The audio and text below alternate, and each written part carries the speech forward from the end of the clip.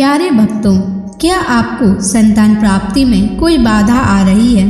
क्या आप चाहते हैं कि आपका पुत्र एक तेजस्वी और स्वस्थ संतान हो?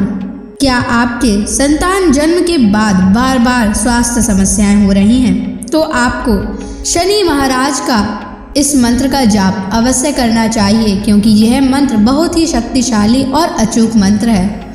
इस मंत्र के नियमित 108 बार जाप करने मात्र से ही आपका पुत्र तेजस्वी और बुद्धिमान हो जाएगा और गर्भधारण में आ रही बाधाएं समाप्त हो जाएंगी। संतान दीर्घायु और बुद्धिमान बन जाएगा।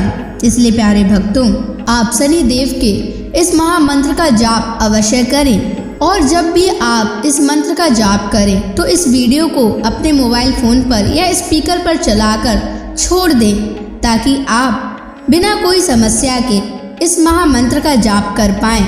यह मंत्र बहुत ही शक्तिशाली और प्रभावशाली मंत्र है। इस मंत्र के जाप से पुत्र प्राप्ति के योग भी प्रबल होते हैं और संतान का जीवन सुरक्षित और सुखद होता है। घर में खुशहाली और समृद्धि बनी रहती है। इसलिए प्यारे भक्तों, अगर आप भी चाहते हैं कि आपका पुत्र हमेशा खुश रहे, तो आप इस मंत्र का जाप अवश्य करें और नियमित 108 बार करें और पूरी श्रद्धा के साथ करें। तभी आप शनि महाराज के असीम कृपा के भागी बन पाओगे। और अगर आप शनि देव का आशीर्वाद प्राप्त करना चाहते हैं तो इस वीडियो को लाइक और चैनल को सब्सक्राइब जरूर कर दीजिए और कमेंट बॉक्स में जय शनि महाराज अवश्य लिख दीजिए। तो चलिए भक्तों, मंत्र का जाप करना प्रारंभ करते हैं। ओम ह्रीं श्रीं क्लीं शन शनैश्चराय महाक्रूराय नमः। ओम ह्रीं श्रीं क्लीं शन शनैश्चराय महाक्रूराय नमः। ओम ह्रीं श्रीं क्लीं शन शनैश्चराय महाक्रूराय नमः। ओम ह्रीं श्रीं क्लीं शन शनैश्चराय महाक्रूराय नमः। ओम ह्रीं श्रीं क्लीं शन शनैश्चराय महाक्रूराय नमः। ओम ह्रीं श्रीं क्लीं शन शनैश्चराय महाक्रूराय नमः।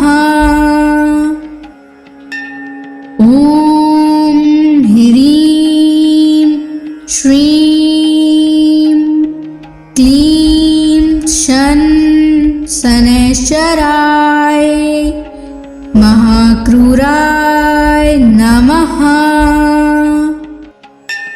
ओम ह्रीं श्रीं क्लीं शन शनैश्चराय महाक्रूराय नमः। ओम ह्रीं श्रीं क्लीं शन शनैश्चराय महाक्रूराय नमः। ओम ह्रीं श्रीं क्लीं शन शनैश्चराय महाक्रूराय नमः। ओम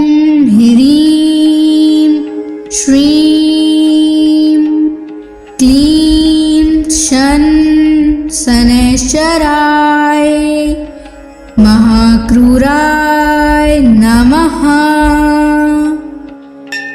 ॐ ह्रीं श्रीं क्लीं शनैश्चराय महाक्रूराय नमः। ॐ ह्रीं श्रीं क्लीं शनैश्चराय महाक्रूराय नमः। ॐ ह्रीं श्रीं क्लीं शनैश्चराय महाक्रूराय नमः। ॐ ह्रीं श्रीं क्लीं शनैश्चराय महाक्रूराय नमः। ॐ ह्रीं श्रीं क्लीं शनैश्चराय महाक्रूराय नमः। ॐ ह्रीं श्रीं क्लीं शनैश्चराय महाक्रूराय नमः। ॐ ह्रीं श्रीं क्लीं शनैश्चराय महाक्रूराय नमः। ॐ ह्रीं श्रीं क्लीं शनैश्चराय महाक्रूराय नमः। ॐ ह्रीं श्रीं क्लीं शनैश्चराय महाक्रूराय नमः। ॐ ह्रीं श्रीं क्लीं शनैश्चराय महाक्रूराय नमः। ॐ ह्रीं श्रीं क्लीं शनैश्चराय महाक्रूराय नमः। ॐ ह्रीं श्रीं क्लीं शनैश्चराय महाक्रूराय नमः। ॐ ह्रीं श्रीं क्लीं शनैश्चराय महाक्रूराय नमः। ॐ ह्रीं श्रीं क्लीं शनैश्चराय महाक्रूराय नमः। ॐ ह्रीं श्रीं क्लीं शनैश्चराय महाक्रूराय नमः। ॐ ह्रीं श्रीं क्लीं शनैश्चराय महाक्रूराय नमः। ॐ ह्रीं श्रीं क्लीं शन शनैश्चराय महाक्रूराय नमः। ॐ ह्रीं श्रीं क्लीं शन शनैश्चराय महाक्रूराय नमः। ॐ ह्रीं श्रीं क्लीं शन शनैश्चराय महाक्रूराय नमः। ॐ ह्रीं श्रीं क्लीं शन शनैश्चराय महाक्रूराय नमः। ॐ ह्रीं श्रीं क्लीं शन शनैश्चराय महाक्रूराय नमः। ॐ ह्रीं श्रीं क्लीं शन शनैश्चराय महाक्रूराय नमः। ॐ ह्रीं श्रीं क्लीं शन शनैश्चराय महाक्रूराय नमः। ॐ ह्रीं श्रीं क्लीं शन शनैश्चराय महाक्रूराय नमः। ॐ ह्रीं श्रीं क्लीं शन शनैश्चराय महाक्रूराय नमः।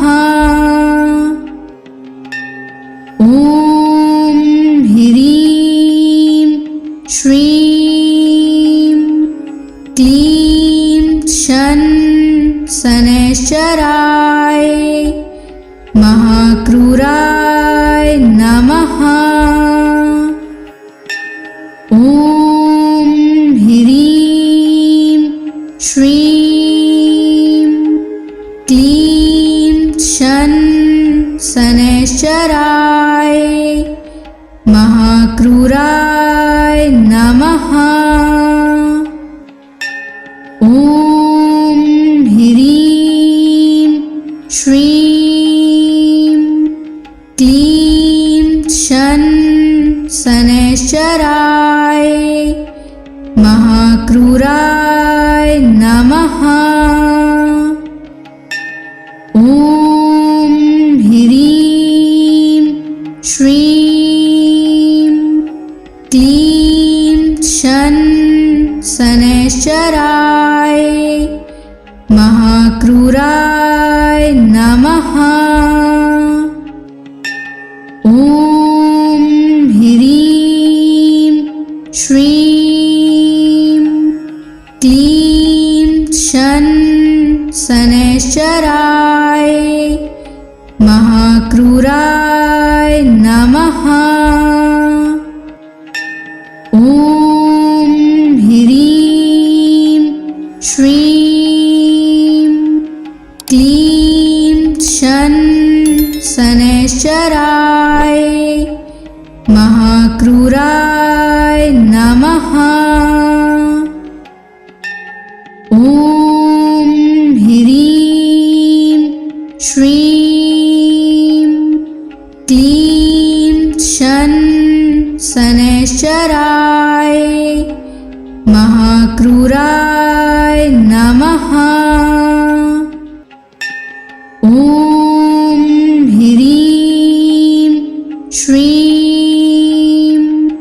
क्लीं शन शनैश्चराय महाक्रूराय नमः। ॐ ह्रीं श्रीं क्लीं शन शनैश्चराय महाक्रूराय नमः। ॐ ह्रीं श्रीं क्लीं शन शनैश्चराय महाक्रूराय नमः। ॐ ह्रीं श्रीं क्लीं शन शनैश्चराय महाक्रूराय नमः। ॐ ह्रीं श्रीं क्लीं शन शनैश्चराय महाक्रूराय नमः।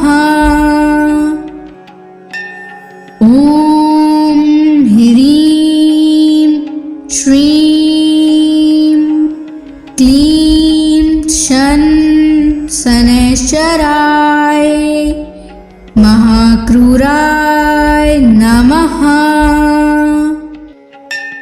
ॐ ह्रीं श्रीं क्लीं शन शनैश्चराय महाक्रूराय नमः। ॐ ह्रीं श्रीं क्लीं शन शनैश्चराय महाक्रूराय नमः।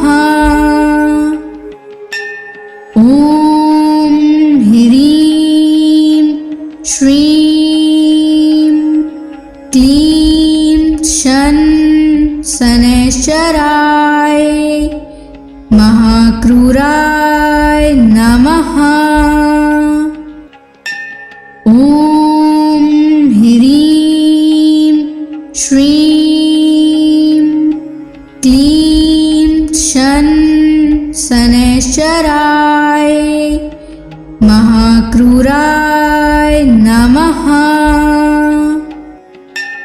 ॐ ह्रीं श्रीं क्लीं शन शनैश्चराय महाक्रूराय नमः। ॐ ह्रीं श्रीं क्लीं शन शनैश्चराय महाक्रूराय नमः। ॐ ह्रीं श्रीं क्लीं शन शनैश्चराय महाक्रूराय नमः। ॐ ह्रीं श्रीं क्लीं शन शनैश्चराय महाक्रूराय नमः। ॐ ह्रीं श्रीं क्लीं शन शनैश्चराय महाक्रूराय नमः। ॐ ह्रीं श्रीं क्लीं शन शनैश्चराय महाक्रूराय नमः। ॐ ह्रीं श्रीं क्लीं शन शनैश्चराय महाक्रूराय नमः। ॐ ह्रीं श्रीं क्लीं शन शनैश्चराय महाक्रूराय नमः। ॐ ह्रीं श्रीं क्लीं शन शनैश्चराय महाक्रूराय नमः। ॐ ह्रीं श्रीं क्लीं शन शनैश्चराय महाक्रूराय नमः। ॐ ह्रीं श्रीं क्लीं शन शनैश्चराय महाक्रूराय नमः। ॐ ह्रीं श्रीं क्लीं शन शनैश्चराय महाक्रूराय नमः।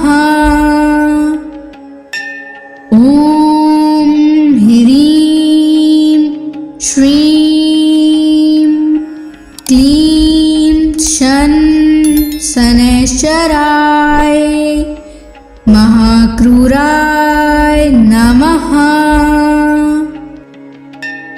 ॐ ह्रीं श्रीं क्लीं शन शनैश्चराय महाक्रूराय नमः। ॐ ह्रीं श्रीं क्लीं शन शनैश्चराय महाक्रूराय नमः। ॐ ह्रीं श्रीं क्लीं शन शनैश्चराय महाक्रूराय नमः। ॐ ह्रीं श्रीं क्लीं शन शनैश्चराय महाक्रूराय नमः। ॐ ह्रीं श्रीं क्लीं शन शनैश्चराय महाक्रूराय नमः। ॐ ह्रीं श्रीं क्लीं शन शनैश्चराय महाक्रूराय नमः। ॐ ह्रीं श्रीं क्लीं शन शनैश्चराय महाक्रूराय नमः। ॐ ह्रीं श्रीं क्लीं शन शनैश्चराय महाक्रूराय नमः। ॐ ह्रीं श्रीं क्लीं शन शनैश्चराय महाक्रूराय नमः। ॐ ह्रीं श्रीं क्लीं शन शनैश्चराय महाक्रूराय नमः। ॐ ह्रीं श्रीं क्लीं शन शनैश्चराय महाक्रूराय नमः। ॐ ह्रीं श्रीं क्लीं शन शनैश्चराय महाक्रूराय नमः। ॐ ह्रीं श्रीं क्लीं शन शनैश्चराय महाक्रूराय नमः। ॐ ह्रीं श्रीं क्लीं शन शनैश्चराय महाक्रूराय नमः। ॐ ह्रीं श्रीं क्लीं शन शनैश्चराय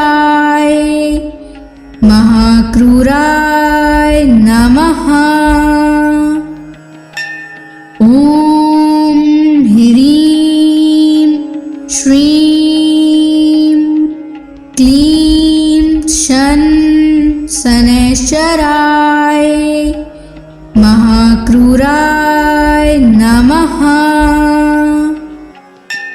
ॐ ह्रीं श्रीं क्लीं शन शनैश्चराय महाक्रूराय नमः।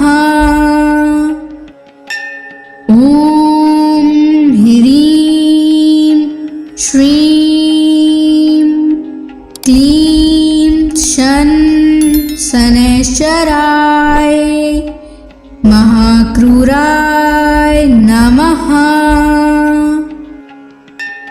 ॐ ह्रीं श्रीं क्लीं शन शनैश्चराय महाक्रूराय नमः। ॐ ह्रीं श्रीं क्लीं शन शनैश्चराय महाक्रूराय नमः। ॐ ह्रीं श्रीं क्लीं शन शनैश्चराय महाक्रूराय नमः। ॐ ह्रीं श्रीं क्लीं शन शनैश्चराय महाक्रूराय नमः। ॐ ह्रीं श्रीं क्लीं शन शनैश्चराय महाक्रूराय नमः। ॐ ह्रीं श्रीं क्लीं शन शनैश्चराय महाक्रूराय नमः। ॐ ह्रीं श्रीं क्लीं शन शनैश्चराय महाक्रूराय नमः। ॐ ह्रीं श्रीं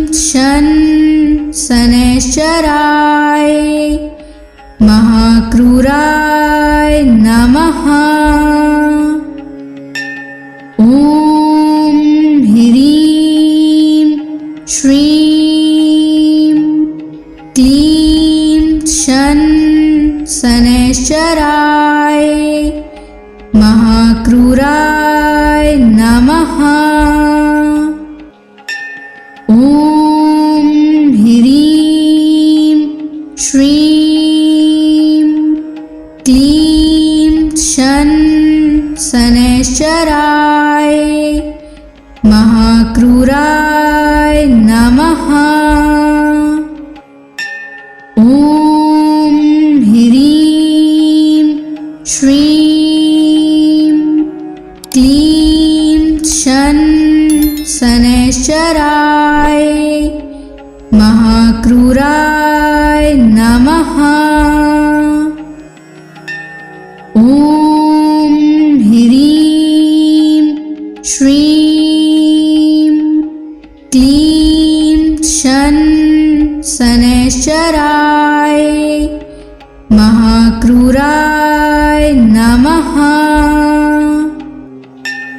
ॐ ह्रीं श्रीं क्लीं शन शनैश्चराय महाक्रूराय नमः।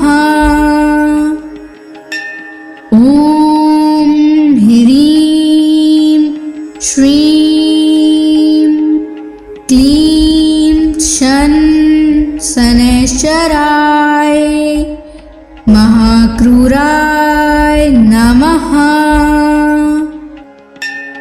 ॐ ह्रीं श्रीं क्लीं शन शनैश्चराय महाक्रूराय नमः।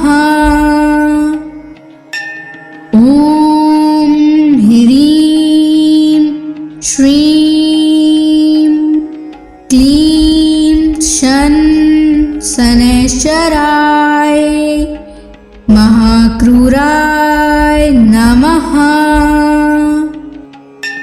ॐ ह्रीं श्रीं क्लीं शन शनैश्चराय महाक्रूराय नमः। ॐ ह्रीं श्रीं क्लीं शन शनैश्चराय महाक्रूराय नमः। ॐ ह्रीं श्रीं क्लीं शन शनैश्चराय महाक्रूराय नमः। ॐ ह्रीं श्रीं क्लीं शन शनैश्चराय महाक्रूराय नमः।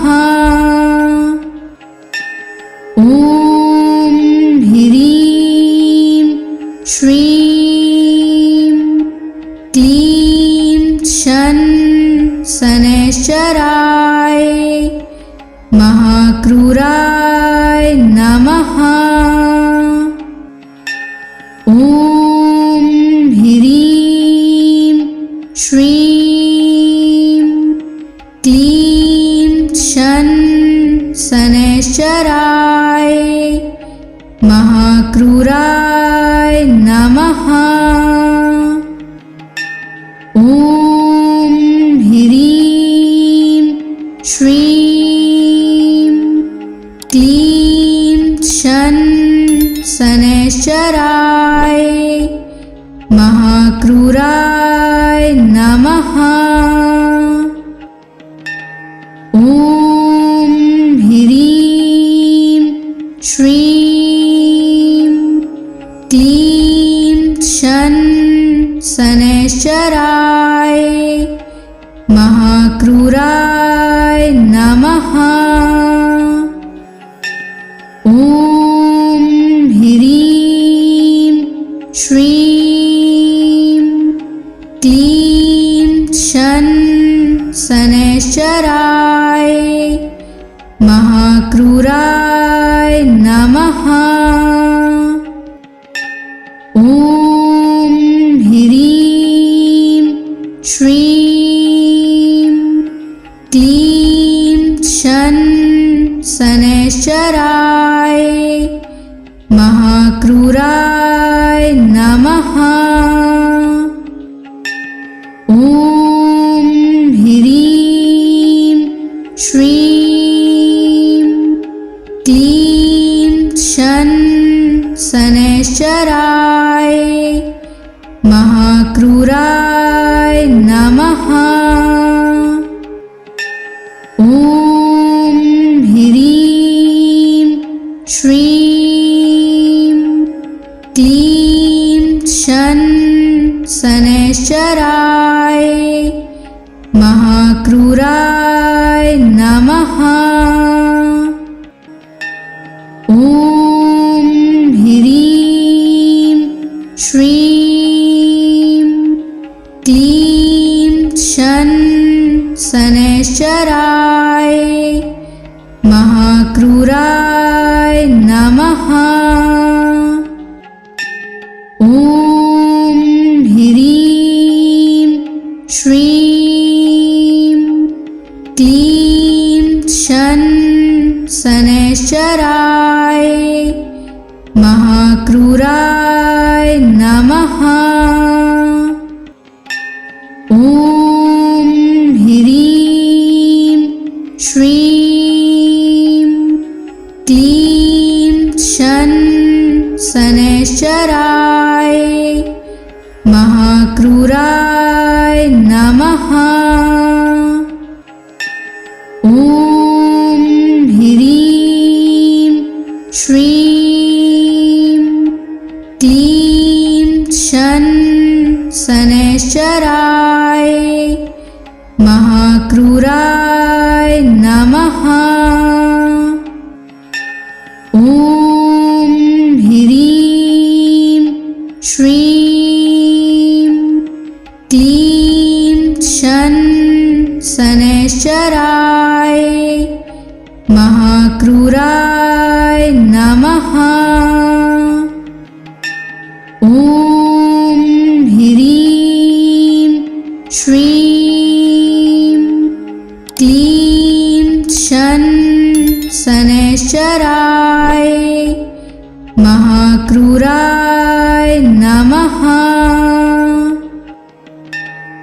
ॐ ह्रीं श्रीं क्लीं शन शनैश्चराय महाक्रूराय नमः।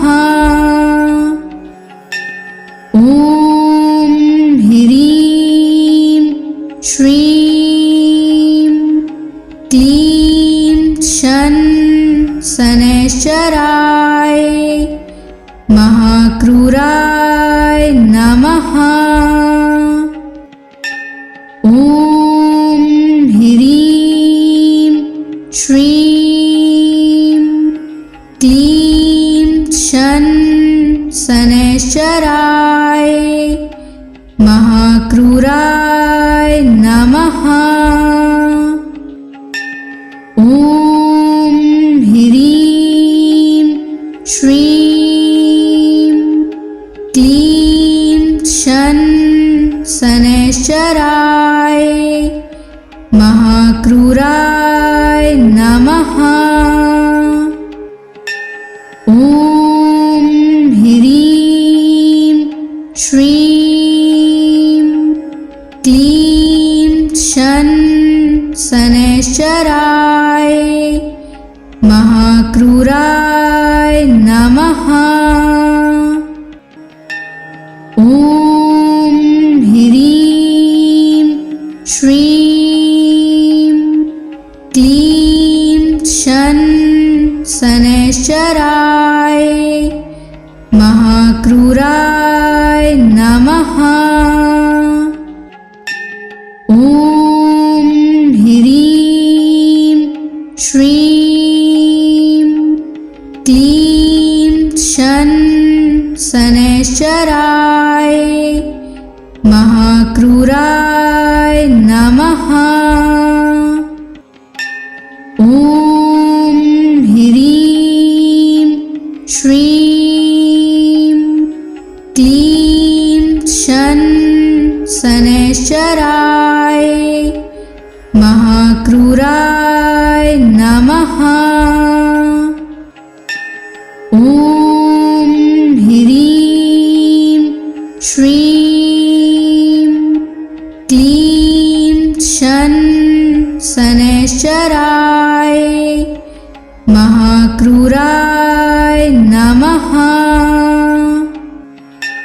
ॐ ह्रीं श्रीं क्लीं शनैश्चराय महाक्रूराय नमः। ॐ ह्रीं श्रीं क्लीं शनैश्चराय महाक्रूराय नमः। ॐ ह्रीं श्रीं क्लीं शनैश्चराय महाक्रूराय नमः।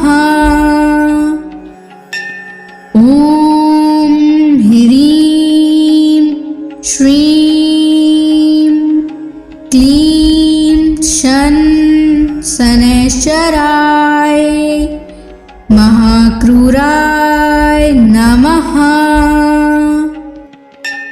ॐ ह्रीं श्रीं क्लीं शनैश्चराय महाक्रूराय नमः।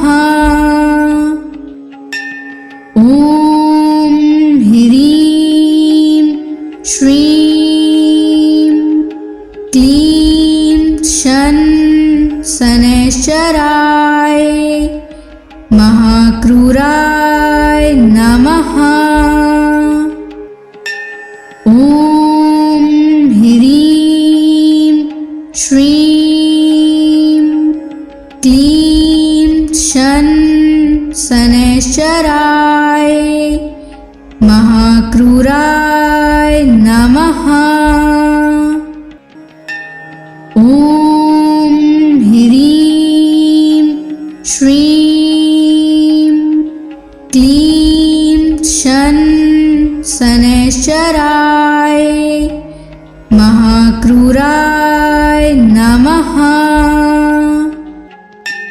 ॐ ह्रीं श्रीं क्लीं शनैश्चराय महाक्रूराय नमः।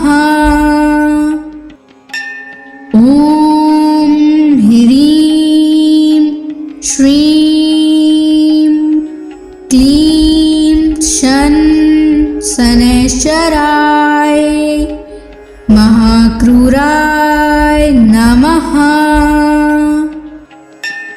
ॐ ह्रीं श्रीं क्लीं शनैश्चराय महाक्रूराय नमः।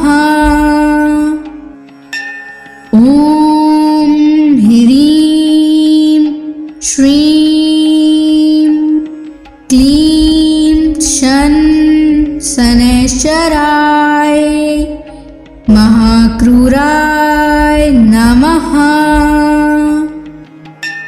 ॐ ह्रीं श्रीं क्लीं शनैश्चराय महाक्रूराय नमः। ॐ ह्रीं श्रीं क्लीं शनैश्चराय महाक्रूराय नमः।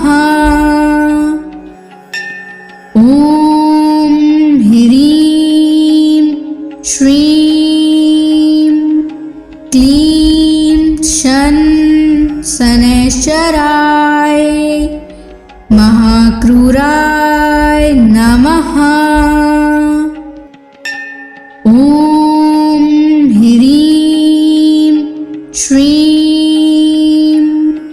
क्लीं शन शनैश्चराय महाक्रूराय नमः।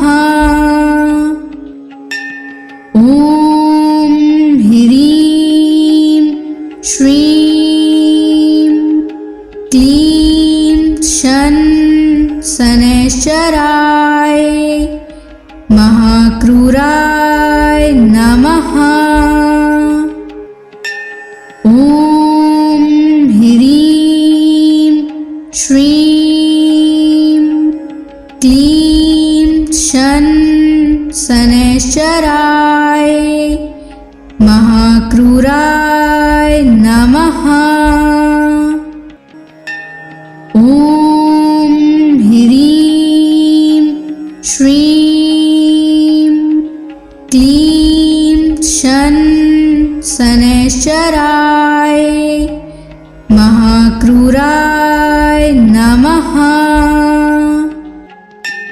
ॐ ह्रीं श्रीं क्लीं शन शनैश्चराय महाक्रूराय नमः। ॐ ह्रीं श्रीं क्लीं शन शनैश्चराय महाक्रूराय नमः। ॐ ह्रीं श्रीं क्लीं शन शनैश्चराय महाक्रूराय नमः। ॐ ह्रीं श्रीं क्लीं शन शनैश्चराय महाक्रूराय नमः। ॐ ह्रीं श्रीं क्लीं शन शनैश्चराय महाक्रूराय नमः। ॐ ह्रीं श्रीं क्लीं शन शनैश्चराय महाक्रूराय नमः। ॐ ह्रीं श्रीं क्लीं शन शनैश्चराय महाक्रूराय नमः। ॐ ह्रीं श्रीं क्लीं शन शनैश्चराय महाक्रूराय नमः। ॐ ह्रीं श्रीं क्लीं शन शनैश्चराय महाक्रूराय नमः। ॐ ह्रीं श्रीं क्लीं शन शनैश्चराय महाक्रूराय नमः। ॐ ह्रीं श्रीं क्लीं शन शनैश्चराय